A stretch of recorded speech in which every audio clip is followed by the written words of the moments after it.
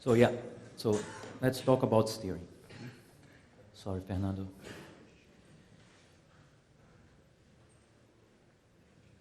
Yeah. Quantum. I like it.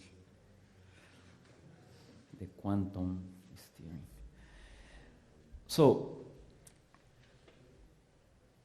for entanglement, okay, so I will motivate steering by recalling the entanglement scenario, okay? So when we discuss entanglement, okay, so what we have is this scenario here. So we have a source, okay, that sends a quantum state rho AB to Alice and Bob, okay? Part of the state goes to Alice, and the other half of the state goes to Bob. And what happens is that Alice makes tomography, Bob makes tomography, okay? So they can make tomography, and then they estimate the state rho AB, and then they would like to know if rho AB is separable or entangled. So this is the typical scenario here, okay?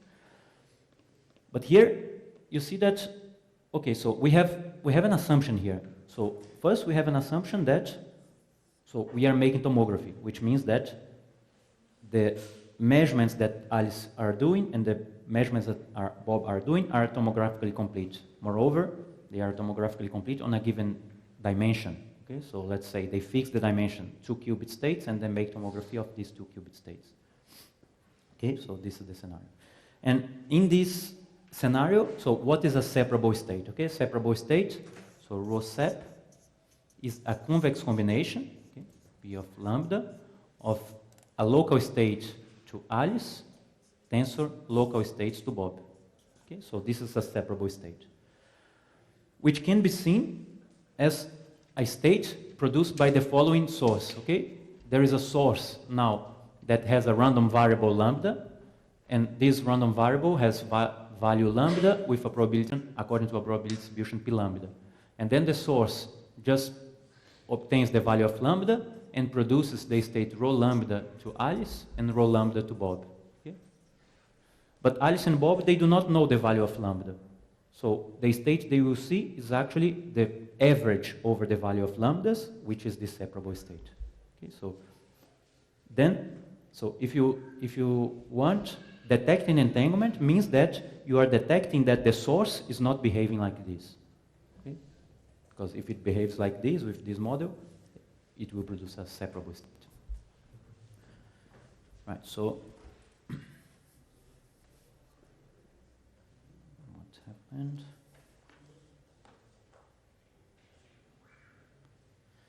So what happens with quantum steering? So quantum steering, we have, again, no signal. I don't know why. Yeah. It's okay, so just wait a little bit.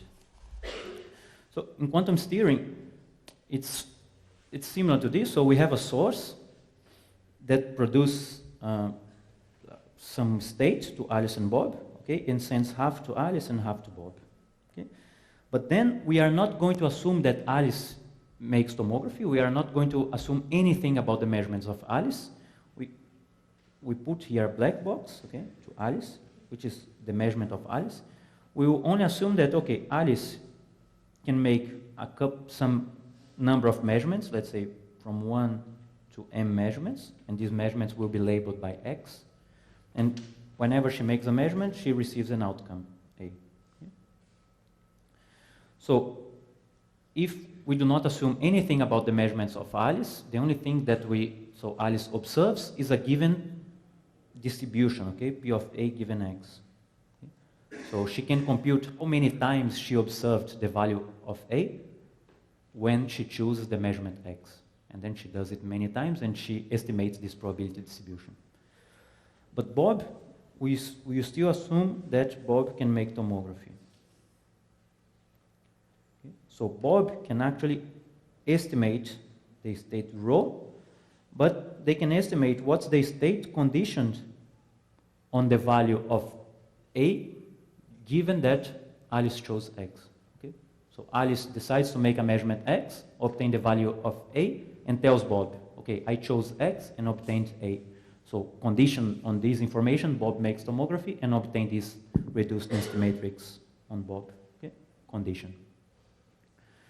So in the entanglement scenario, the information we had was the density matrix. Here, the information we have is this combination of probability distribution and reduced density matrices. Okay? So to just simplify things, I'm going to call sigma of A given X. So I'm going to define sigma of A given X as P of A given X times rho of A given X. Okay, so this is something in Bob. And this thing here is called the assemblage. So many times it's called the assemblage, which is, let's say, a compact way of denoting the information that we have in the scenario, okay? I simply take this probability and multiply by the state in such a way that if you see that the trace of sigma A given X in Bob is actually the P of A given X, okay? So it's a subnormalized state, and the normalization of the state is simply the probability distribution observed by Alice. Yeah. So in the entanglement scenario, the information is rho AB. In the steering scenario, the information that we have is this sigma of A given X. So, sorry, I forgot to say that A can assume multiple variables as well, values as well, of A. So this actually, I have a collection of these subnormalized states. This is X going from 1 to M, and A going from 1 to O, okay, from measurements and outcomes. So what's called assemblage is this collection, so these many subnormalized states. Okay. Right. So this is the steering scenario, and how steering is defined. Okay. So remember that in the case of entanglement, entanglement is defined, it can be defined as the non-existence of this model, okay, of a model where the source sends these local states to Alice and Bob, which are only classically correlated. So steering is usually defined in this same way, so in a similar way, so steering.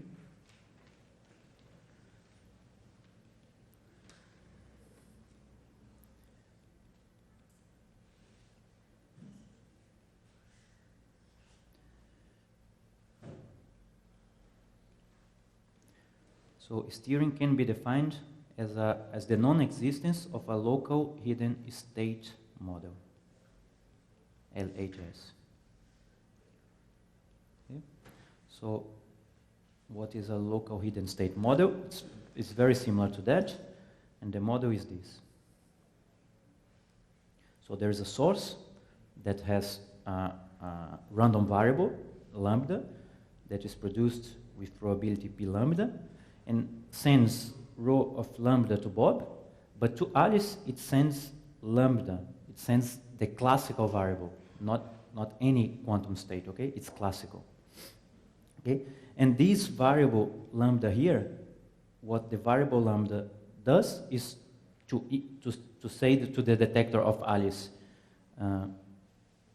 give outcome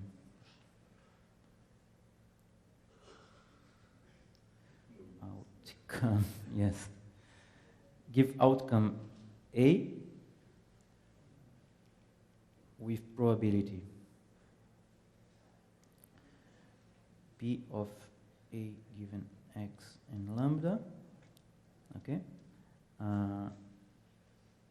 If Alice, I don't have C's as well. If Alice chooses X, okay? So you can understand this simply as an instruction, okay? So the variable, it's a classical variable, there just says, so if Alice chooses measurement X, gives outcome A with probability P of A, okay, given X and lambda. Okay, so if this is the case, what would be the assemblage that Bob would obtain? Okay, Bob doesn't have access to this variable lambda. And the assemblage, I'm going to call LHS, is equal to the sum in lambda, because we are averaging over lambda, Then I have a P of lambda, P of A given X and lambda. Okay. So this is what's called an LHS assemblage. Okay. And so how can I will write it here? So if sigma of A given X is different than sigma of A given X LHS, so if it doesn't have this model,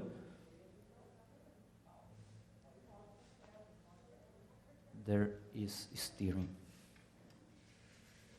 Okay, so in the same way that entanglement is defined as a quantum state that cannot be written like this, as this convex combination of product states, steering can be defined as the assemblage that cannot be written in this way. It's quite similar. So why is it called steering? Okay, so actually this is somehow the modern view of steering, because steering was first discussed by Schrödinger in 1935, and the idea of steering is this idea. So at that moment they were like discussing if it's really could be possible that by measuring, so I have a bipartite system, by measuring one system, I could change the state of the other system at a distance. And that was a big debate between Einstein and Schrödinger and Bohr and so on. Okay. And then, so you see that in this case here, so there is no steering, because what this model is saying is that the dependence of the Bob's system on A and X, it's only a classical dependence. Okay, so actually the states that go to Bob do not depend on A and X. Okay, so Bob sees a dependence only because of these classical correlations mediated by lambda. Okay, it's just a classical update of the information, and this is what's called non-steering. So, and if it cannot be written like this, is because the correlations are not classical. Okay, so the dependence of Bob's system on A and X is something really quantum, which is called this quantum steering. Okay? Right. So another thing that I should say is that steering can also be seen as detection of entanglement. So if you observe steering, it's because the underlying state that you had was entangled. And why is this the case? So let me write steering as a one-sided device independent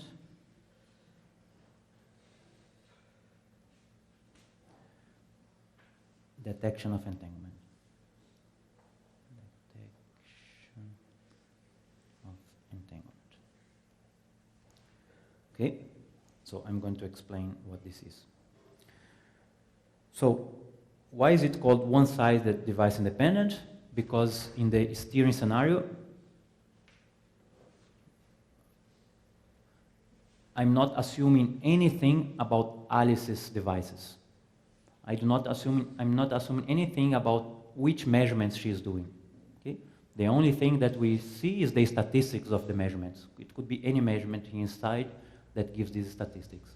And moreover, we are not assuming even the dimension, okay? We don't know, Alice and Bob, they do not know the dimension of Alice systems. Could be dimension 2, 10, 100, whatever. Okay? This is called one-sided device independent because it's only in Alice. So, and why this can be seen as a detection of steering? So let's see what would be the assemblage that Bob would observe if they shared a separable state. Okay?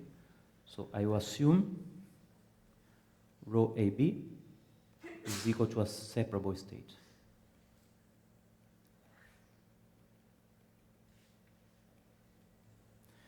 So the assemblage A given X in Bob, okay, this would be given by the trace of, so we don't know the measurements Alice is doing, but we know that there exists some measurement, okay, that she's performing, which I'm going to call M of A given X.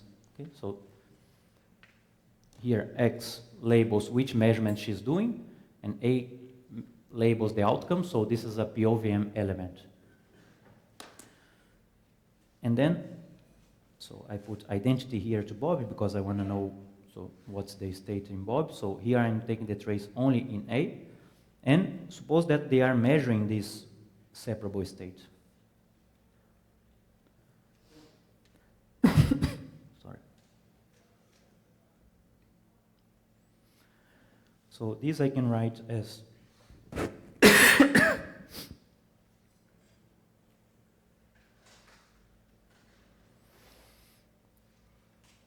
I have the trace of MA given X rho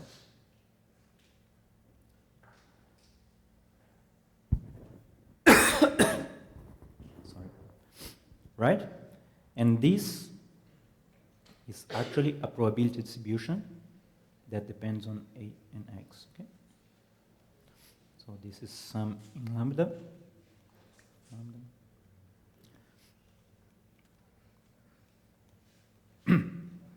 Which is exactly an LHS model, okay?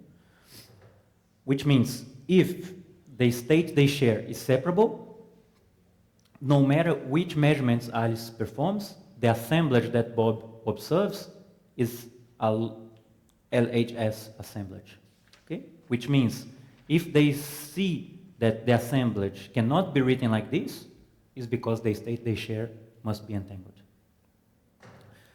This is so it's a way of detecting entanglement without assuming anything to Alice's measurements. Okay? So in some sense, it's a way of detecting entanglement with less assumptions than it's a kind of stronger way of detecting entanglement. All right. So now the question is how to detect that. So this is what they observe. How to detect that what they observe do not have this decomposition. Okay. So, first of all, okay. So I could write the following optimization problem, right? So given that we observe this, okay, find probability distributions P of lambda, P of A given X and lambda and rho lambda, such that they coincide. What's the problem here? This is not an SDP, right? Because, so here I have 3 variables. I have a multiplication of 3 variables. Moreover, I have this summation here that I do not know how many terms I have in this summation. So I could not do this like an SDP. And then, but then again, there is a trick, okay? And this trick is going to be used many times. Okay, let me write again the LHS assemblage. Okay, LHS A given X. So this is the assemblage that has this decomposition.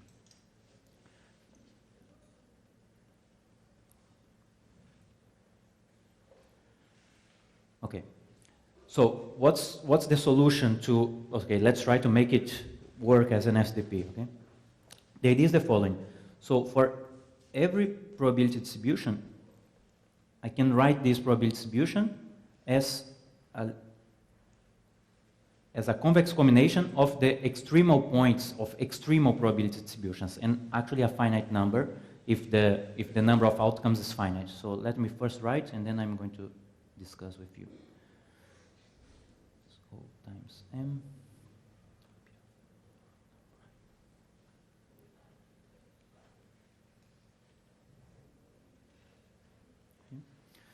So these things here are the deterministic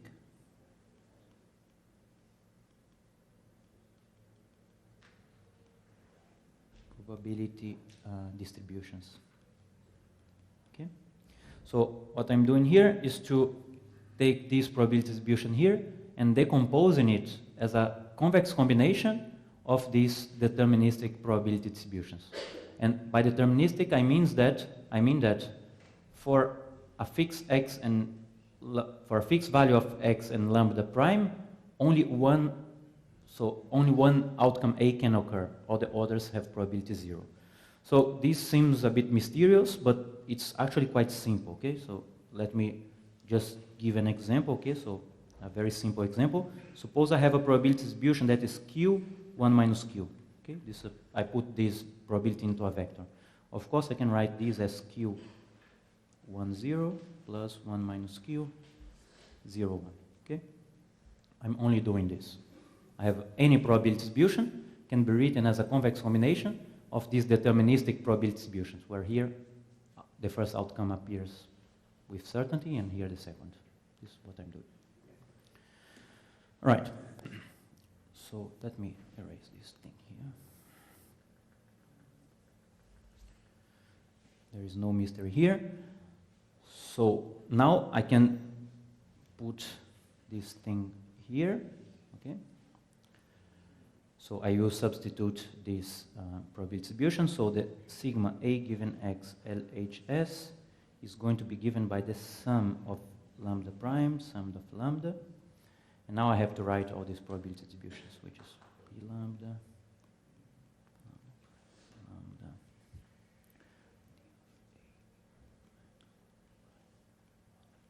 Right? So I have the sum in lambda prime and lambda, P of lambda prime given lambda, the deterministic probability distributions, and the rho lambda. Okay? And now I define sigma of lambda prime as sum in lambda, P of lambda prime and lambda, rho of lambda. If I do this, so then sigma LHS, any sigma LHS can be written as sum in lambda prime, the deterministic probability distributions, sigma of lambda prime. Okay? Okay, so now no nonlinearity. Okay, so because these probability distributions are non-probability distributions.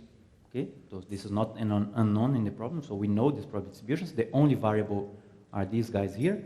Moreover, the summation is between 1 and O to the m. It's a lot, okay? So, but it's a finite summation, and we have only one variable. Now we can detect steering using SDPs. Right? Any doubt? You seem like a... Okay, and what I'm going to do is... okay, so just one thing. Of course, this is... Okay, this is not...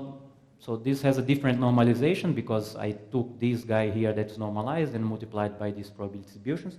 And actually, it's not difficult to see that the normalization is that the sum in lambda prime, how is it?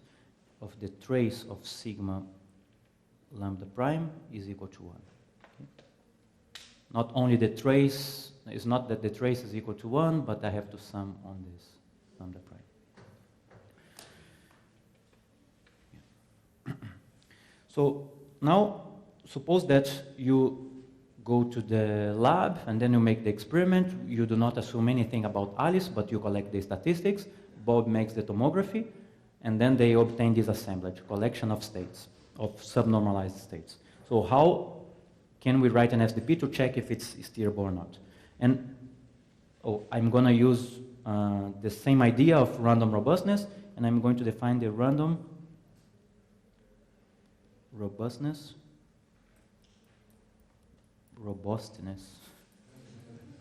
of steering.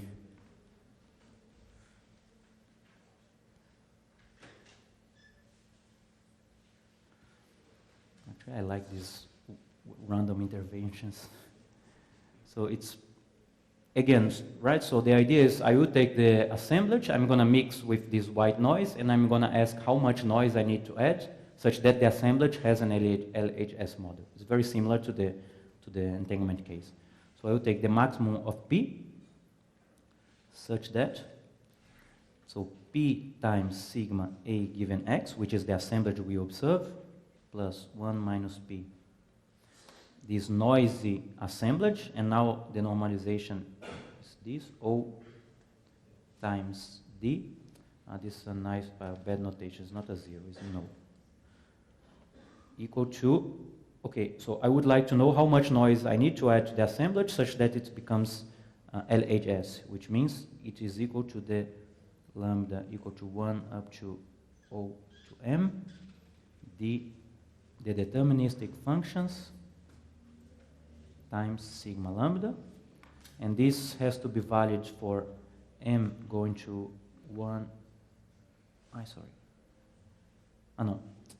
A going to 1 up to O, and X going to 1 up to M, right?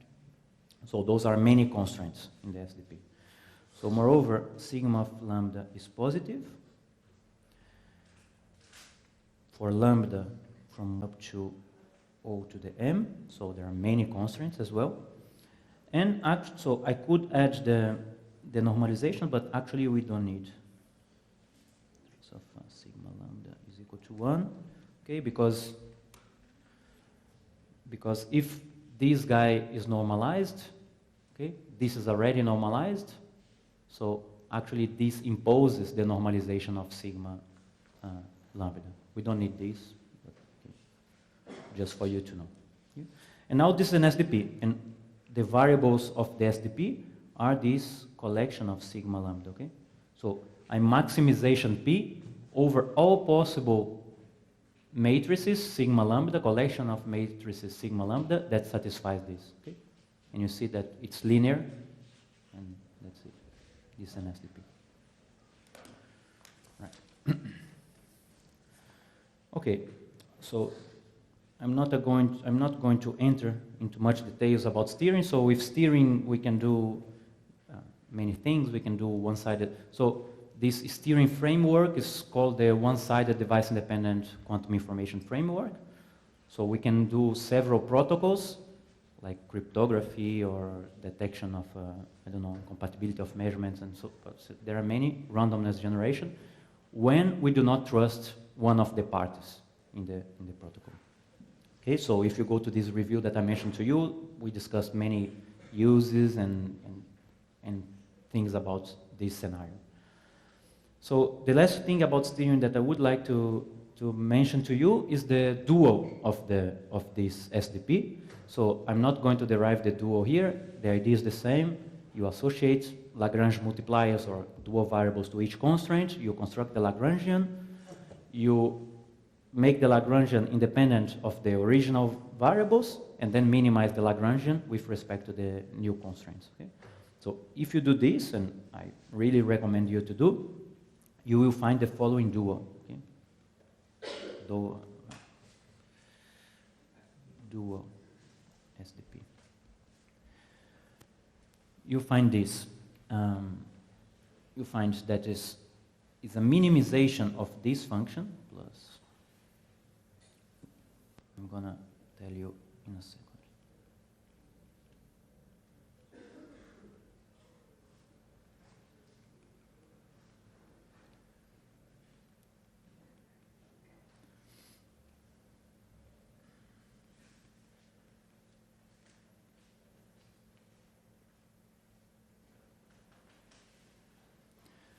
So the dual SDP is the minimum of this function, which is 1 plus this summation here of trace of f times sigma, where now these f's, they are the dual variables, so we are minimizing over these matrices f, and they should satisfy this constraint.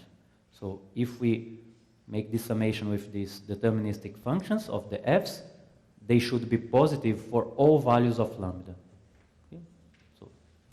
So this is the dual, and why do I want to did I want to show you the dual? Because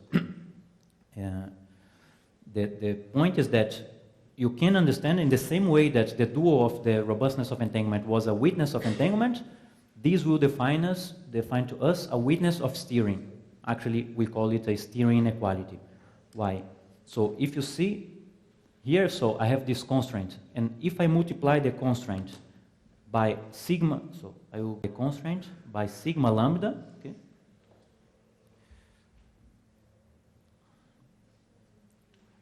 What I'm going to do is to multiply by sigma lambda and summing lambda, okay? This constraint. And what I'm going to find is that the sum in AX, the trace of FAX, okay, those guys do not depend on lambda, sum lambda,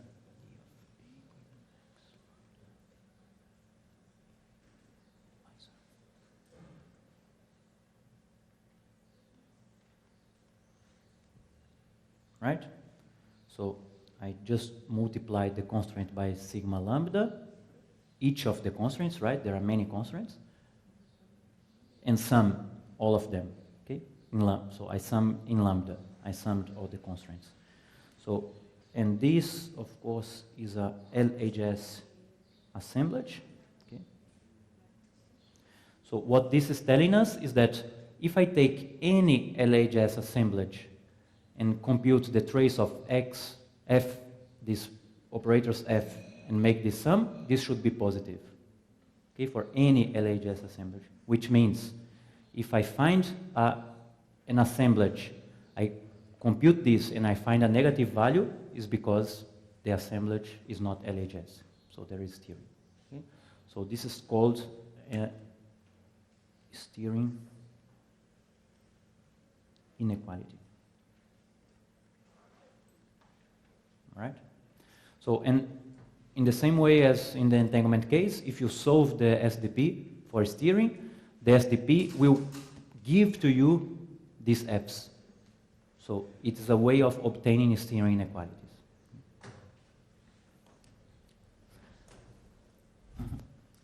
Right. So, yeah. One question here, Pablo. Just a second. Does this apply or translate to continuous variables? Because you started with an assemblage, and I'm not clear on how the assemblage transforms on continuous variables. Yes, okay. The question is if this works for continuous variables. So all the definitions here, the definition of steering and everything, it works for continuous variables. The main problem is that for continuous variables we cannot solve the SDP. Right? Because we cannot put, so this assemblage will be an infinite, let's say, continuous matrix. Right? So we cannot put in the MATLAB and solve, but the concepts are still valid. Yes. We will have integrals and so on.